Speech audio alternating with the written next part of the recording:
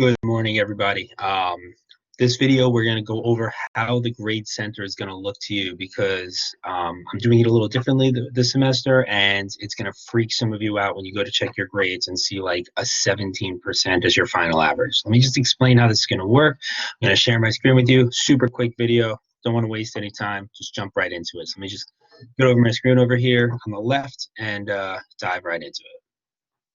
All right, so when you go into your course shell, you're going to see the My Grade section on the left-hand side here. And this is where you're going to see, now this is one particular class, but the grade center is going to be the same concept for everybody. So if you look here, final average is 0%. And if you look at grading criteria, it'll tell you what your grades are comprised of. You'll see Module 1 average, a bunch of assignments, Module 2, a bunch of assignments, Module 3, etc. So you'll notice there are zeros here as the grade. Okay, so the way the system is reading this is anything that has not been submitted yet is automatically scored as a 0.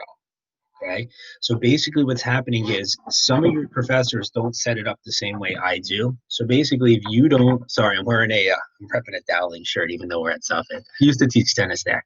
Whatever. Point is this: if there's no assignment submitted, it's going to automatically calculate that space as a 0, even if it's module 7 and 8. So the way it's calculated is everything is currently a 0, and as you upload work and I grade it, the 0 goes away and the new grade comes in. So your grades are going to count up to 100 from 0 rather down to 0, or whatever your grade would be, from 100. So as you upload work, if you upload something, it's not going to say 100.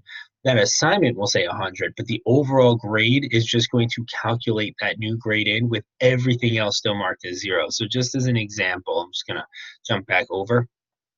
Let's say you upload the wellness reflection. Okay.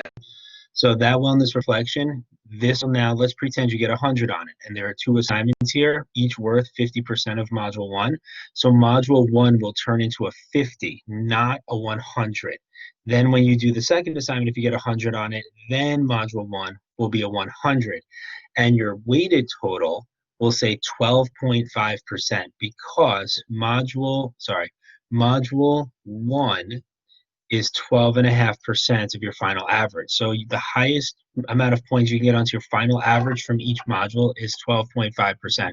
The reason I do it this way is because if I don't, and you're going through your grades and you see hundreds all over the place and you're missing a ton of work, you're going to think you're doing great in the course when in actuality you're not.